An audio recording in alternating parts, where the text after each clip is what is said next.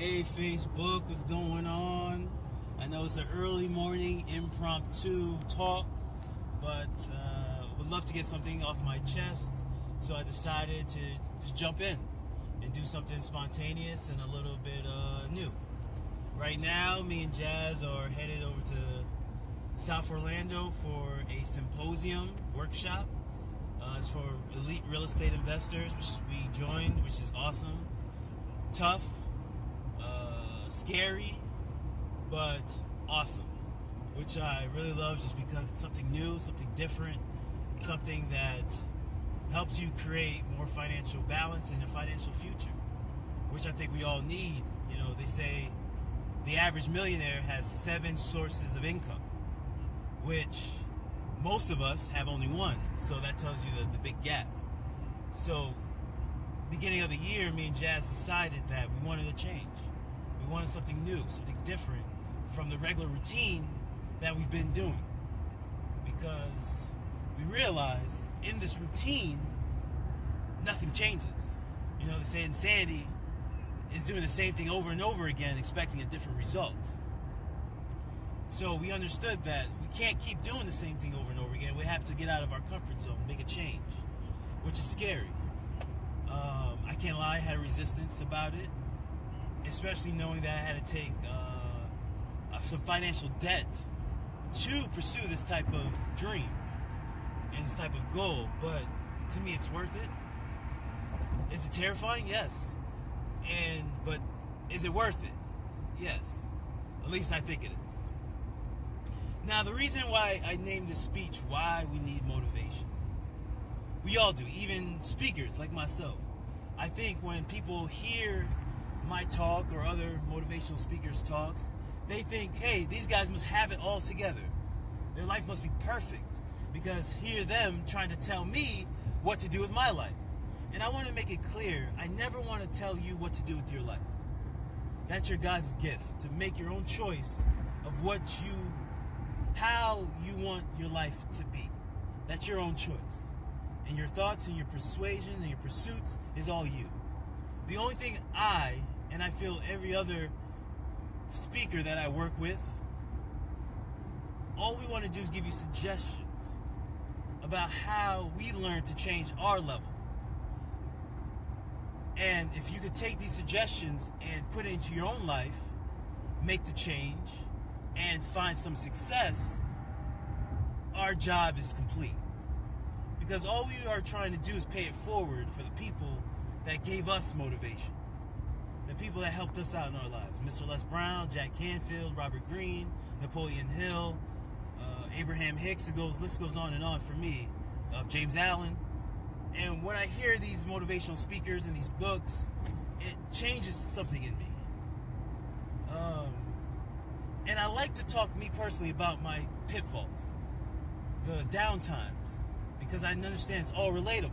We all go through downtimes. Success is an up and down journey. So when I, myself, go through rough patches, I like to talk about it.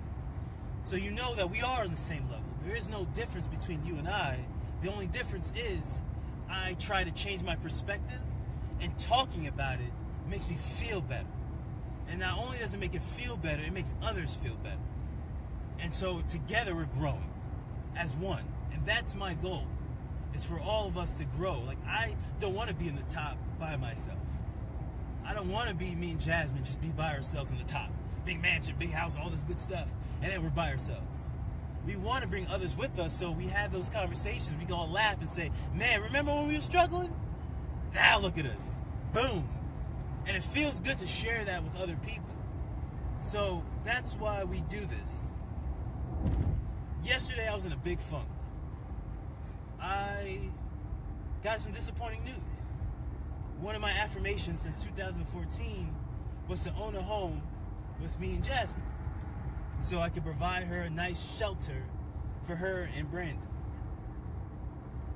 And yesterday it kind of hurt me because, you know, I had a lender run my credit, and I've been spending a whole year and a half trying to improve my credit, trying to improve my income, trying to improve my financial statement.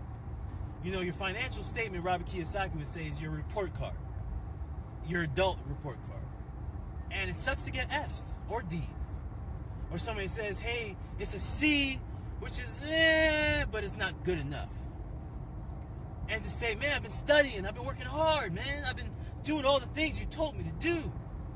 And it still tell me that it's not good enough. It hurts. It's painful. And especially when you try to get a renter, because you say, hey, well, we can't purchase the home, but you can rent. Okay, cool. But now you got to double your deposit.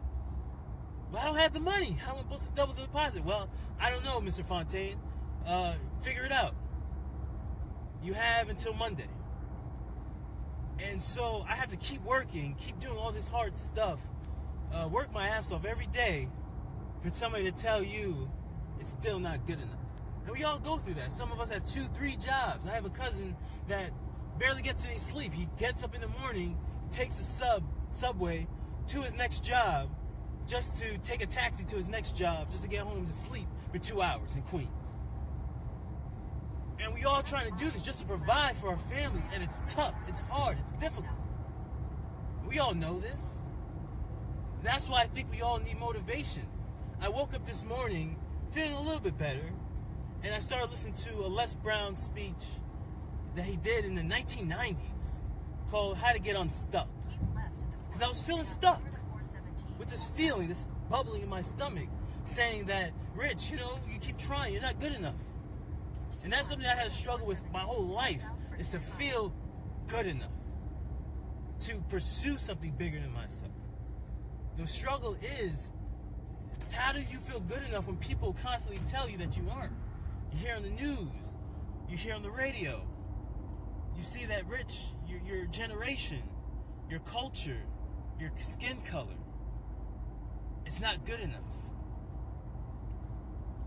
Motivation tells you that you are good enough. No matter what your circumstances are, no matter what your situation, what James Smith, one of the coaches for the elite, said, my situation. You don't understand my situation. And we don't. Most people don't, and I get it. And my situation was, I don't have enough in savings to get this deposit. How am I going to do it? And when I was listening to this Les Brown, he told a story about he bought his mama a home. Not the home that he always talks about, not the $1 million home, but another house that he tried, working as a state legislator. He saved up enough money to get his mama a home. But as we learned in our real estate investing courses, that you have to check the liens on the house, because there might be somebody that needs to be owed. And he purchased this house, and the guy told him, listen, Mr. Brown, the only reason I'm selling you this in a lower price is because I like you. I want to help you get your mama a home. And we all fall for this stuff because our heart has this idea of how we want things to go. And we get blinded by the circumstances. We don't see it. We don't pay attention because we're so caught up in the dream of making something a reality. So he bought. Okay, go. Hey, we're back. We had a little technical difficulties. It happens. Where I was at is Les Brown decided to buy his mama a home. All right, so it looks like we're still having some technical difficulties. I have Sprint. Reception's not the best. This is a Sprint. You watching this? This is your fault, okay? Get some more towers. All right, so Les Brown decided to buy his mama a home. But there was liens on the property. He didn't check because the guy sold him. The guy told him, hey, don't worry about it. Buy your mama a home. This is your dream. This is what you want to do since you're a little boy. And he said, yes, you're right. I'm not even going to check anything. I trust this man. You can't trust everybody. That's law number 1 if you want to be successful. You can't trust everybody. You have to do your due diligence. And we learned this in a real estate class. You have to check these things. So he doesn't check for the lien. And a few months later, after he moved his mama in, has furniture, to get a phone call to say, Mr. Brown, we have your home in foreclosure and an auction. That if you do not pay this $20,000, I think that was the amount, maybe paraphrasing right now, But if you don't pay this money to pay off the lien, we will foreclose your home and we'll put it up for auction to the highest bidder. He calls this man and says, I didn't think there was a lien. The guy told him there wasn't anything on the house. He said, well, I can't tell you. He said, well, come on, let's just make a plan. Let's just, let me pay you in payments. He said, no, I need it in a lump sum. You have 30 days. I don't have the money. Well, that means you don't have a home. And it ate at him. He said he lost 20 pounds. We all know stress. Stress can make you fat or it can make you skinny, right? That we all know the stress diet. We all had it. I remember in college, I lost like 20, 30 pounds because I was stressing out because I kept failing my calculus class. Long story short, he has to go to his mom and said, Mama, I'm sorry. We have to move out. And Mom, being the happy, positive person, the motivator herself, said, hey, I didn't like this house no way. And imagine you had to move back home into the hood where you were, where everybody saw you leave, proud of you, clapping, just to see you move back. And just to think, I told you so. The crabs in the bucket, they always want you closer to them. They don't want you to leave. And it reminded me, man, he went through all that to sit on stage and still be pushing people. Don't worry, you can find your dream. And how I could complain about having to pay a double deposit. There's always a way. I can find a way. Even though I don't have the money. I didn't have the money to join the Les Brown group. I didn't have the money to join a real estate class. But I did it because I knew there had to be something better. There have to be something more than what we were living. And so I want to put this out there that even motivators need motivation. That when you hear something every day, somebody might say something that triggers something in you to say, you know what? I'm bigger than this. I'm bigger than this problem.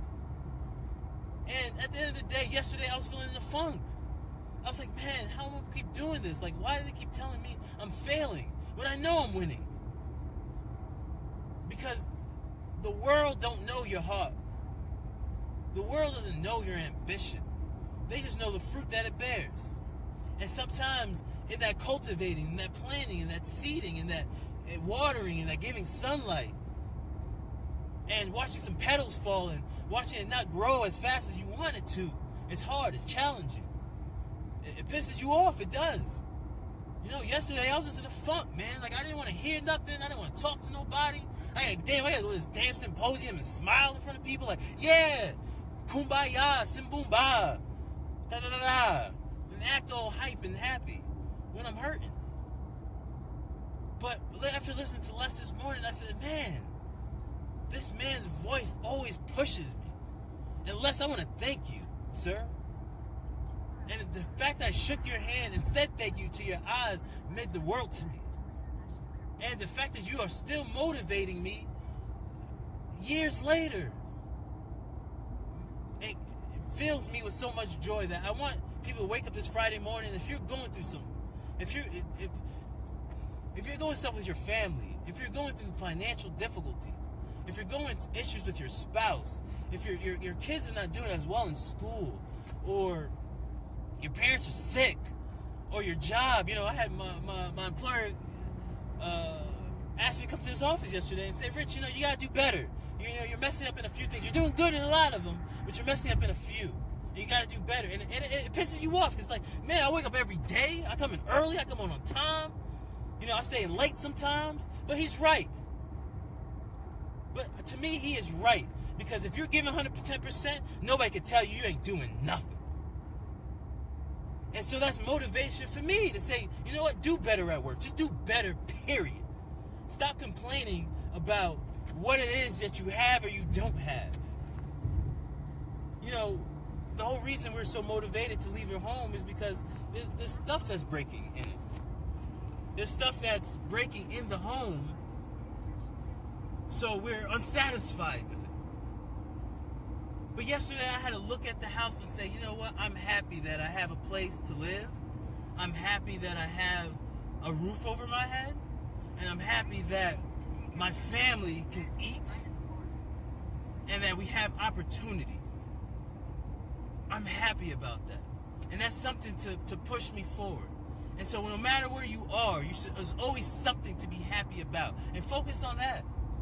Focus on that. Focus on the things that make you happy. Focus on the family that you're loved with. You know, I have my girlfriend has 2 cats, and every time I come home, one of them just runs to the door and extremely happy to see me. I'm happy about that. And there's somebody, some being, some species, so even my girlfriend's sometimes not happy to see me, but at least the cat is. And that makes me happy. And sometimes I have to just focus on what's good that's happening and keep pushing forward, because I know that if I keep going over the hump, the universe says, you know what, man, we can't stop this, man. We can't. We keep trying, and he keeps going forward. He keeps moving forward. And so I really wanted to get that off my chest to say that sometimes not everything is going well, even in all of our lives. Even the motivationers need motivation. Hey, Saudra. That's one of my partners. She's awesome. Hey, Paulie D. Penny. Oh, hey, Penny. Penny's awesome. I haven't talked to her forever. Penny, I just been grinding, love. I just been grinding. You know how it goes. Al. Al. Al. Al's the man from the Les Brown Institute.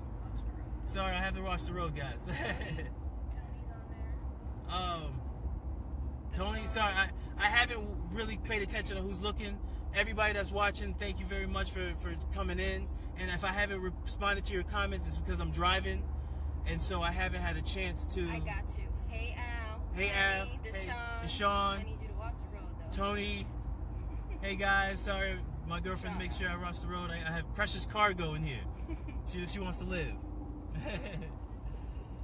And I just really want to get some stuff off my chest, and I want to stay real passion to say that, guys, ladies and gentlemen, we are a work in progress. All of us are. You know, Robert Kiyosaki, I listen to him all the time, multi-millionaire, and he said him and his wife had to live in his girlfriend's mom's basement. Smooth. Everything's not going to go exactly the way you planned it. Everything is going to... Sprint got me again. But everything's always planned, and there's divine timing. And all this stuff are growing moments. I want to own businesses. So, of course, I know there's going to be some financial struggle. There's going to be people I have to pay. And I have to get used to that now. I have to get used to not always things going exactly perfect. Your employees are not going to go well. You're going to have stress. You know, you're going to have things in your life that's not going to be perfect. But you have to take that energy and transmute it to make it better. And say, you know what? Fine. Things ain't going right. Screw it. I'm still going to keep going. With one leg, I'm going to keep going. With one leg, I'm going to keep fighting. You know, I'll leave it with this. There's a story I'm a big sports fan. I love watching sports analogies. And I love basketball. And there's one game I was watching with the Boston Celtics versus the Miami Heat for the conference championship, for the Eastern Conference Championship. And a player named Rajon Rondo was going up for a layup, and the guy went to block the ball and completely twisted his arm. They had to take him into the back infirmary to make sure that he was okay. He dislocated his shoulder and his elbow. His arm is completely broken. He literally had to be in a cast for 6 months. And the doctors told him, like, Mr. Rondo, you won't be able to play for the rest of the game. He wasn't trying to hear that. He said, I don't know what you're talking about. I'm fine. Like, sir, your arm is dislocated. It's broken. He said, I'm not trying to hear that. This game is important. It's a home game. We need to win this game. This is for the championship. I have all rest of the offseason to rest. We're playing this game. So they said, fine. He wouldn't listen. They shot him with a needle of adrenaline. He came out and played. With one arm. His one arm was limp the entire game. He's had to play with his left arm. He's ambidextrous. He played with both arms. So he had to play with just his left. And I remember Bosch was coming out down the court dribbling. And with one arm, he stole the ball. Came to the hoop and made a layup. With one arm just limp. And the whole crowd just went insane. And the energy that built up from that moment, they won the game. Because he said, no matter what, even with a broken arm, I'm going to win. That's a champion, man. That's that's a mindset. That's the heart of a winner. And that's what we need to have. That's what I need to have myself, is to say, Rich, things aren't going exactly perfectly, but who cares? We'll still keep going. And you'll win. Just cutting it out. I guess my reception's not great. I hope you guys got the majority gist of this. I really don't ever do impromptu. I usually plan out sometimes. But I wanted to speak from the heart. And sometimes in Toastmasters, my best speeches was been from the heart. So that's why I really wanted to be out there, because I know somebody. This was for somebody. I don't know who it was for, but somebody's going to hear this and say, man, I needed to hear that, Rich. Thank you. And no, thank you for listening. Again, agree with me or not agree with me, but I always feel like this is a successful conversation. If you have any comments, please inbox me. Say, Rich, you know, that touched me, that said something to me, because I always wanted to hear that, to know that I'm doing this for a reason. I feel this in my heart that it's always for a reason. And wish me luck. Pray for me that we get this home. We get a place that we can settle down, that I can give my girlfriend a deserving place to be. Penny, thank you, Penny. And I will keep the faith. By hearing, Les Brown always says, faith comes by hearing and hearing and hearing. That's why listen to these. If you're having a rough day, go to my page, re-listen to this. Re-listen to Les Brown, re-listen to Jack Canfield, re-listen to James Allen, and understand that our thoughts are things, and sometimes our thoughts will drag us down. My favorite book is from Napoleon Hill, Outwitting the Devil, and sometimes that devil will talk to you.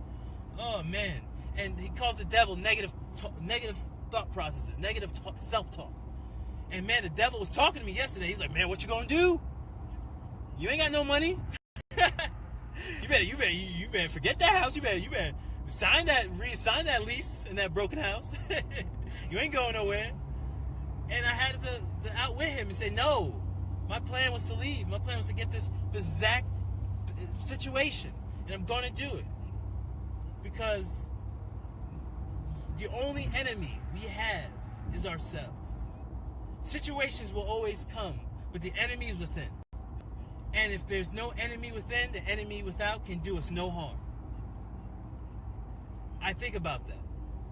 And when I have those negative self-talk, I know it's an internal battle, but I'm like Conan. I will swing that sword all day until I'm tired, and then I have to go to sleep.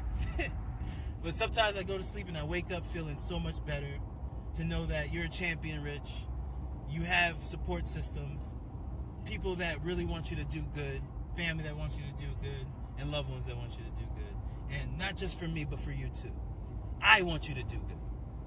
If there's nobody out there you can think of that wants you to be prosperous and happy and abundant, I do. Jasmine does. So if you ever think, hey man, nobody cares, I can't do it, nobody knows my struggle, I do. Believe me, I do. I've been through the ringer. I've had rent owed. I only have $57 in my hand, not even my account. I closed my account because I couldn't afford the overdraft fees.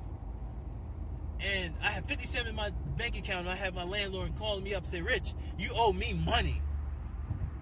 I didn't know how I was going to do it, but I did it. Every time I didn't know how I'm going to do something, the universe gets me through it. Have faith, man. And this too shall pass.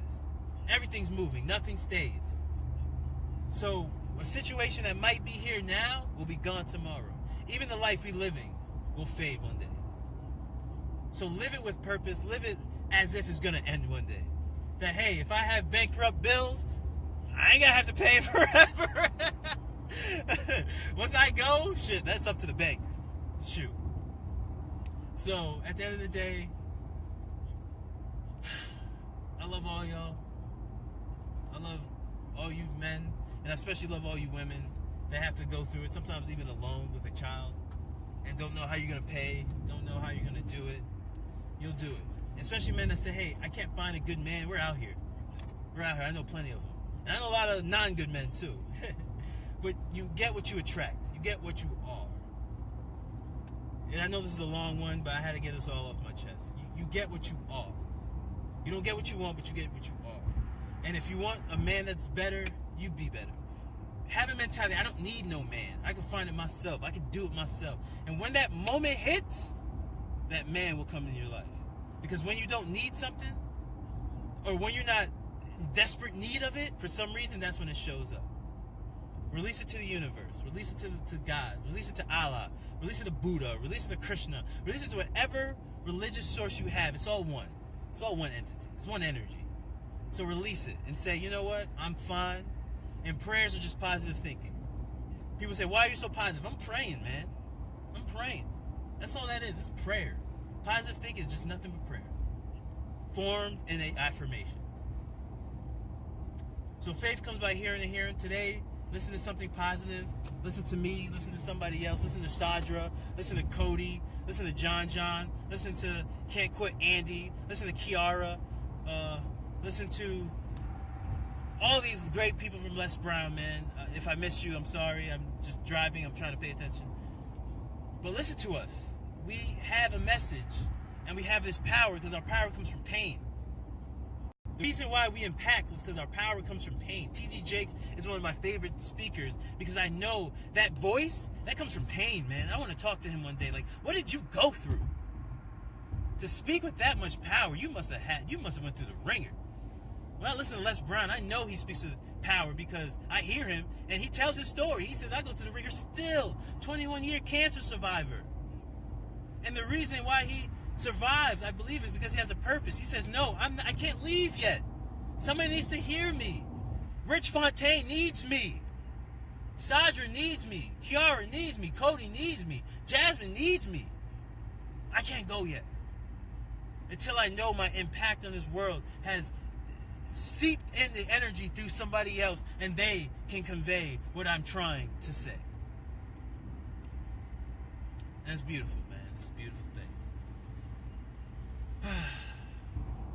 Sorry, I need to get this coffee out of me.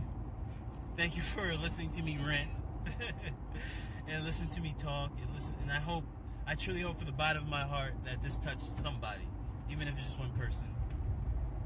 And I'm about to reach my destination. Thank you for listening. And have a blessed, powerful weekend, day, afternoon. And not only do you have greatness in you, you have power in you, and you are energy incarnate. You come from an abundant source that knows no limits.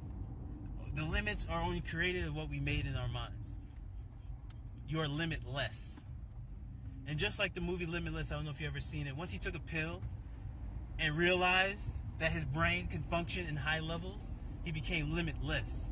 No obstacle came around him. And once he realized that this was all him, he didn't need the pills anymore.